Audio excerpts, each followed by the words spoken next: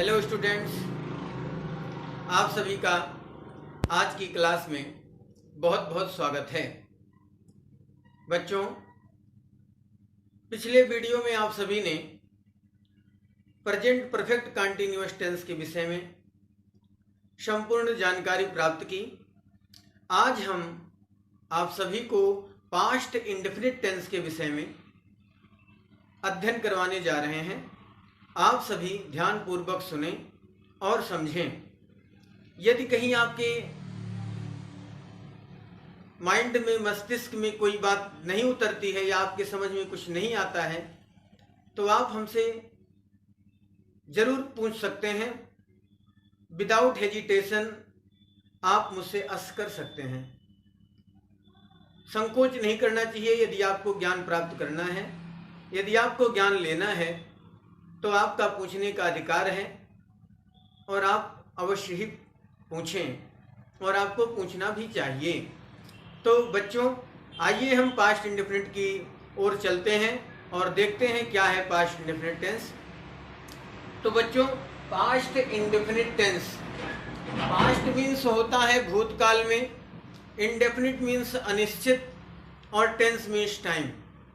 भूतकाल में अनिश्चित समय या अनिश्चित टाइम। बच्चों, इस टेंस से मैंने लिख दिया है, पहचान इस टेंस की है। हर व्यक्ति की अपनी अपनी एक पहचान होती है बच्चों। बिना पहचान के किसी भी व्यक्ति को समझ पाना इम्पॉसिबल होता है, असंभव होता है। आइए पहचान देखते हैं। पहचान को आइडेंटिफिकेशन बोलते हैं। तो यहां पर लिखा गया, जिन वाक्य की क्रिया मीन्स वर्ब के अंत में, लास्ट में ता था, ती थी, ते थे, आ, ए, बड़ी ई, की, दी ऐसे शब्द आते हैं, वहां पास्ट इंडेफिनिट टेंस होता है। और इस टेंस की हेल्पिंग वर्ब जो है वो डिड होती है। तो जिन वाक्य की क्रियाओं के अंत में ता था, ती थी, ते थे, आ, ई, ऊ, ए, दी, की ऐसे वर्ड आते हैं, ऐसे शब्द आते हैं, वहां पास्ट इंडेफिनिट टेंस होता है और इसकी हेल्पिंग वर्ब डिड होती है। बच्चों, यहां पर मैंने नोट लिखा है, आप जैसा कि देख पा रहे होंगे स्क्रीन पे। इस टेंस से यह पता चलता है कि कोई कार्य भूतकाल अर्थात पास्ट टेंस में सामान्य रूप से हुआ। मित्रों, इस टेंस से ये पता चलता है, ये जानकारी मिलती है कि भूतकाल में जो बीता हुआ समय है, उस समय में, उस बीते हुए समय में कोई कार्य सामान्य रूप से हो चुका है, ऐसा इससे पता चलता है। मैंने हिंट में लिखे हैं, संकेत में, कि इस टेंस के वाक्यों में यगो मीन्स पूर्व, यस्टरडे मीन्स कल, लास्ट वीक मीन्स पिछले सप्ताह, लास्ट मंथ मीन्स पिछले महीने, लास्ट ईयर मीन्स पिछले वर्ष, मंडे लास्ट मीन्स पिछला सोमवार, इन 2017, यहां पर और कोई सेशन दिया जा सकता है, आदि शब्दों का प्रयोग समय को व्यक्त कराने के लिए किया जाता है। तो बच्चों, इतना क्लियर हुआ कि पास्ट इंडेफिनिट टेंस की पहचान आपको मालूम हो गई कि पास्ट इंडेफिनिट टेंस की पहचान होती है ता था, ती थी, ते थे, छोटा आ, बड़ा आ, बड़ी ई, ए, की है, दी है, की, दी, ये शब्द जिन वाक्य की क्रिया के अंत में आते हैं वहां पास्ट इंडेफिनिट टेंस होता है और इसकी हेल्पिंग वर्ब डिड होती है। बच्चों, नोट में मैंने लिखा कि इस टेंस से पता चलता है कि कोई कार्य भूतकाल में अर्थात बीते हुए समय में सामान्य रूप से पूर्ण हुआ है। हिंट में मैंने आपको बताया कि ago, yesterday, last week, last month, last year, इस तरीके के शब्द इस सेंटेंस में, इस टेंस में आते हैं और इनका प्रयोग समय का बोध कराने के लिए, समय को व्यक्त कराने के लिए किया जाता है। अब हम जैसा कि सभी टेंसों की आप 4 सेंटेंसेस पढ़ते हैं, 4 सेंटेंसेस जैसे positive sentence, negative sentence, interrogative sentence, interrogative with negative sentence, तो हम पास्ट इंडेफिनिट टेंस का पॉजिटिव सेंटेंस का रूल देखेंगे। पॉजिटिव सेंटेंस साधारण वाक्य, रूल नंबर फर्स्ट है पास्ट इंडेफिनिट टेंस की साधारण वाक्य अर्थात पॉजिटिव सेंटेंस में दोनों सब्जेक्ट्स मीन्स दोनों कर्ताओं, कौन कौन से, सिंगुलर अर्थात एक वचन और प्लूरल अर्थात बहुवचन के साथ मुख्य क्रिया की मेन वर्ब की सेकेंड फॉर्म दूसरी अवस्था का प्रयोग किया जाता है। तो बच्चों पास्ट टेंस में, पास्ट इंडेफिनिट टेंस में मेन वर्ब की मुख्य क्रिया की सेकेंड फॉर्म का प्रयोग पॉजिटिव सेंटेंस में दोनों सब्जेक्ट के साथ किया जाता है, चाहे वो सब्जेक्ट सिंगुलर हो या प्लूरल हो। यदि आपका सेंटेंस पॉजिटिव है, साधारण है, उसमें निगेटिव वर्ड यूज नहीं किया गया है या इंट्रोगेटिव वर्ड यूज नहीं किया गया है, तो दोनों सब्जेक्ट के साथ, चाहे वो सिंगुलर सब्जेक्ट हो चाहे प्लूरल सब्जेक्ट हो, मेन वर्ब की सेकेंड फॉर्म का यूज किया जाता है। ये अब बात, ये कॉन्सेप्ट आपका क्लियर हुआ। अब आप स्ट्रक्चर की तरफ चलेंगे। जिनके समझ में नहीं आया होगा वो पुनः कमेंट करके हमसे पूछ सकते हैं या ऐसे ही आप मुझसे पूछ सकते हैं। अब हम स्ट्रक्चर की तरफ चलते हैं, आप लोग देखें।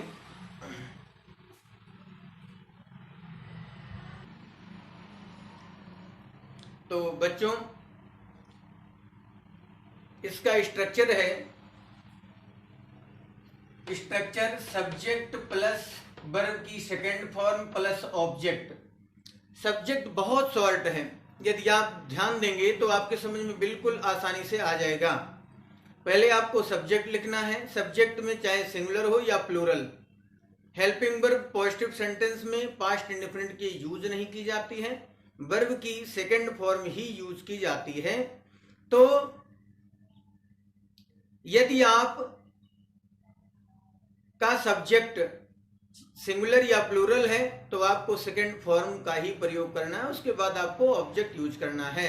जैसे देखें एग्जाम्पल में लिखा है मैं कल लखनऊ गया, मैं कल लखनऊ गया, इसमें कल शब्द आया, कल के लिए हम यस्टरडे यूज करेंगे। मैं कल लखनऊ गया, तो कल गया था, इसका मतलब ये लास्ट है, यानी बीता हुआ कल है, जो समय बीत गया है। तो वहां पर हमने क्या किया, हमें देखना होगा सब्जेक्ट हमारा क्या है, सब्जेक्ट है आई, आई प्लूरल हो या सिंगुलर, मैंने कहा वर्ब की सेकेंड फॉर्म यूज होगी। अब गया तो जाना, go went gone, go went gone, go means जाना, वेंट मीन्स गया, तो यहां पर सेकेंड फॉर्म लगाएंगे, गो आई वेंट टू। जब किसी स्थान से दूसरे स्थान को जाते हैं तो टू लगाते हैं, और जब लौटते हैं तो फ्रॉम लगाते हैं। मैं कल लखनऊ गया तो I went to Lucknow yesterday. Past tense में हमेशा कल के लिए यस्टरडे का यूज किया जाता है, फ्यूचर टेंस में हमेशा टुमारो का प्रयोग किया जाता है कल के लिए। अब यहाँ पर नेक्स्ट सेंटेंस है उन्होंने तुम्हारी सहायता की। अब यहाँ पर उन्होंने की अंग्रेजी होती है दे, और दे कैसा सेंटेंस कैसा सब्जेक्ट है, प्लूरल सब्जेक्ट है। या सिमिलर सब्जेक्ट हो, कोई भी सब्जेक्ट हो, आपको वर्ब की सेकंड फॉर्म का यूज करना है, वो भी पास्ट इंडेफिनिट टेंस के पॉजिटिव सेंटेंस में, साधारण वाक्य में। यहां पर आपने दे लिखा, दे के साथ आपको वर्ब की सेकंड फॉर्म लगाना है। सहायता करना की अंग्रेजी हेल्प होती है, हेल्प की सेकंड फॉर्म आप चूज करेंगे तो हेल्प्ड हो जाएगी। तो यहां पर आपको दे हेल्प्ड,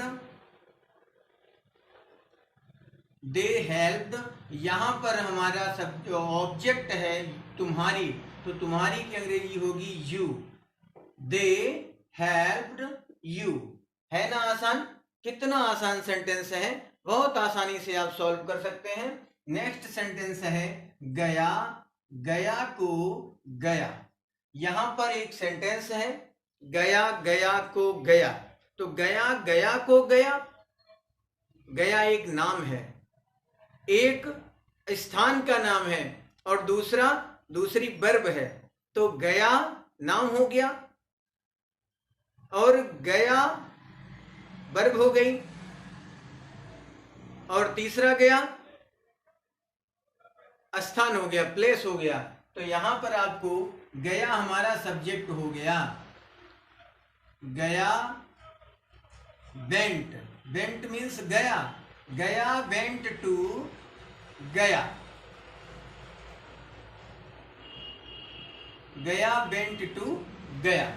नेक्स्ट है उन लड़कों ने कल पुस्तकालय में शोर मचाया, उन लड़कों ने कल पुस्तकालय में शोर मचाया।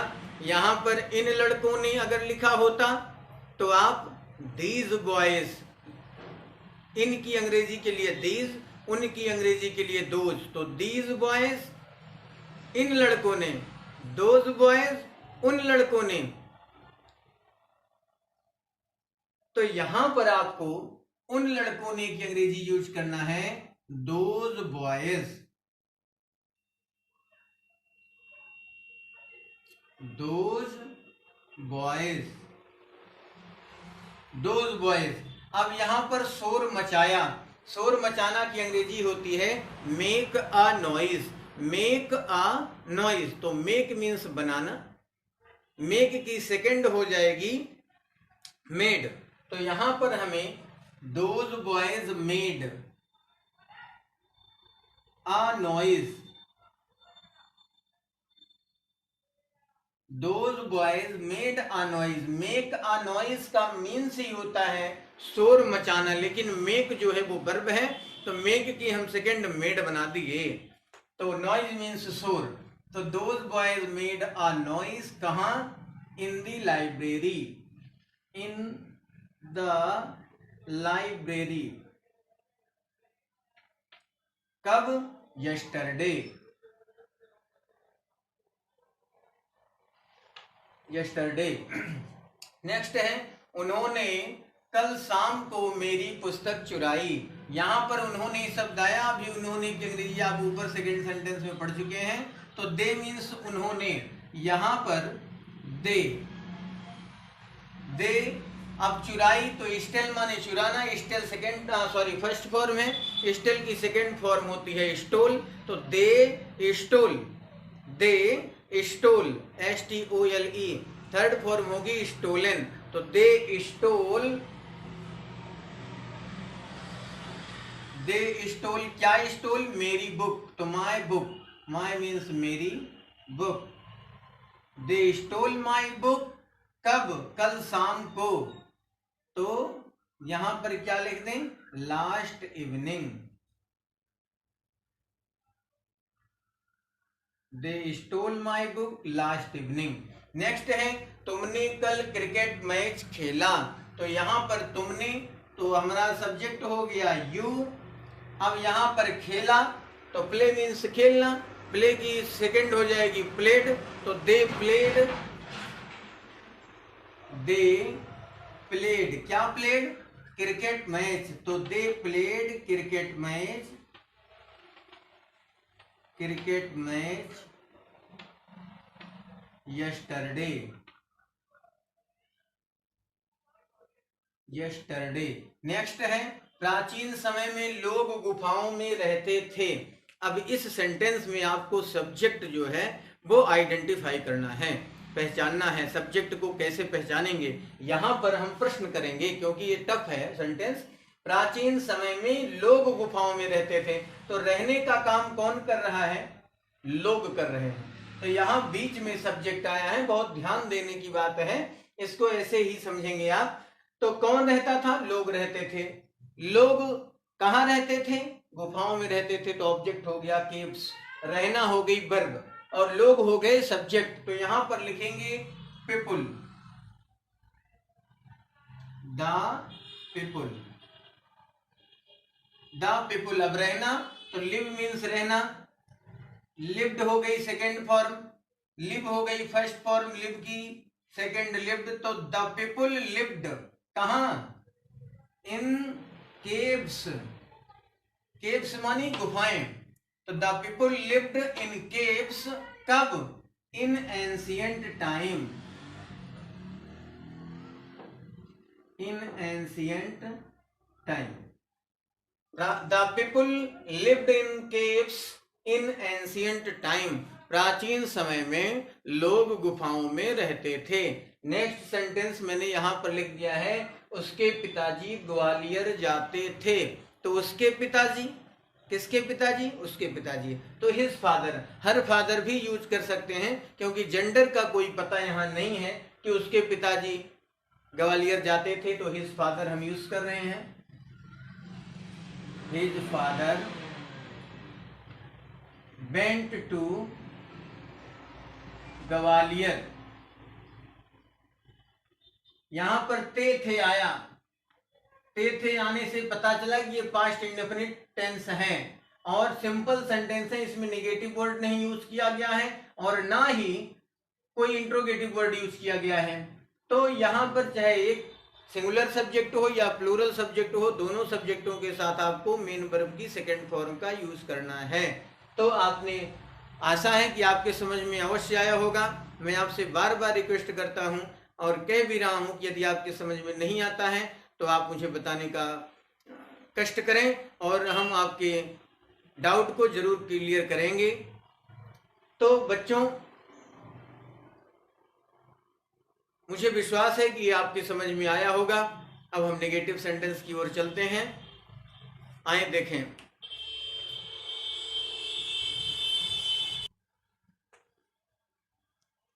बच्चों, negative sentence, negative past indefinite tense का नेगेटिव सेंटेंस मीन्स नकारात्मक वाक्य या निषेधात्मक वाक्य, जो भी आप कह लें कि निषेधात्मक वाक्य या नकारात्मक वाक्य।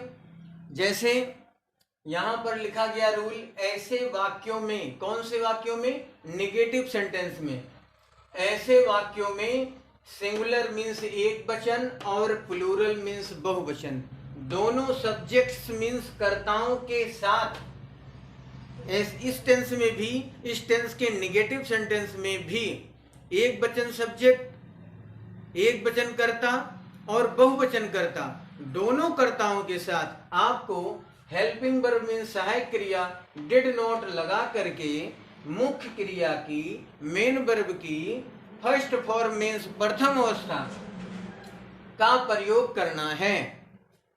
नेवर मीन्स कभी नहीं के साथ मुख्य क्रिया की सेकेंड फॉर्म का प्रयोग करते हैं, डिड नॉट नहीं लगाते हैं। अब आसान सी भाषा में समझ लो कि यदि आपका सेंटेंस नेगेटिव है और वो पास्ट इंडेफिनिट टेंस का है, तो नेगेटिव सेंटेंस होने के कारण चाहे आपका सब्जेक्ट सिंगुलर हो या आपका सब्जेक्ट प्लूरल हो, आप हेल्पिंग वर्ब डिड नॉट का यूज करेंगे और मेन वर्ब की मुख्य क्रिया की फर्स्ट फॉर्म यूज करेंगे। ये बात क्लियर हुई। सब्जेक्ट कोई भी हो, कर्ता कोई भी हो, सेंटेंस निगेटिव होने पर आपको हेल्पिंग वर्ब डिड नॉट का प्रयोग करके मेन वर्ब की फर्स्ट फॉर्म यूज करना है। लेकिन यदि उसी वाक्य में, उसी निगेटिव सेंटेंस में आपका कभी नहीं शब्द मिले, यदि वाक्य निगेटिव हो और उन वाक्यों में कभी नहीं शब्द आए, तो कभी नहीं शब्द के लिए हमें नेवर का यूज करना होता है, और नेवर का यूज करने पर डिड नॉट नहीं लगाया जाता है, बल्कि वर्ब की सेकंड फॉर्म यूज की जाती है। सब्जेक्ट कोई भी हो, चाहे सिंगुलर सब्जेक्ट हो या प्लूरल सब्जेक्ट हो, नेवर शब्द लगाने के पश्चात आपको वर्ब की सेकंड फॉर्म का यूज करना है। आइए समझते हैं। स्ट्रक्चर है subject plus did not plus verb plus object. पहले आपको सब्जेक्ट लिखना है, अर्थात कर्ता लिखना है। कर्ता चाहे एक वचन हो या बहुवचन, दोनों के साथ आपको डिड नॉट यूज करना है। फिर आपको वर्ब लिखनी है, मीन्स क्रिया। फिर आपको कर्म लिखना है। अब यहां पर लिखा है ड्राइवर ने बस नहीं रोकी, तो ड्राइवर ने बस नहीं रोकी, तो यहां पर आपको लिखना होगा कि the driver did not stopped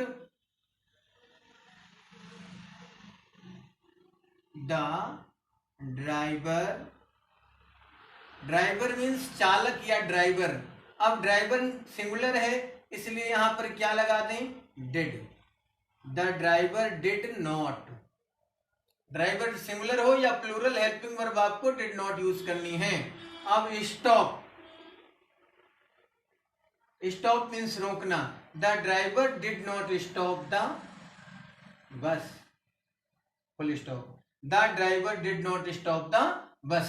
next है उसने कल एक फिल्म नहीं देखी। यहां पर सिर्फ नहीं शब्द आया है, इसलिए ये नेगेटिव सेंटेंस हुआ।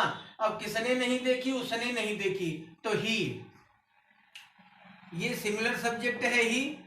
डिड नॉट चाहे सिंगुलर सब्जेक्ट हो या plural, helping verb did not use की जाएगी। ही डिड नॉट क्या सी, ही डिड नॉट सी क्या ए फिल्म। कब, कल, यस्टरडे।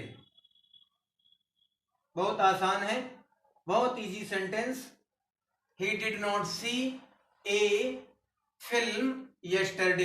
ही मीन्स उसने, डिड नॉट सी मीन्स नहीं देखी, ए फिल्म मीन्स एक फिल्म, यस्टरडे मीन्स कल। नेक्स्ट है सीता ने कल गंदे कपड़े नहीं धोए।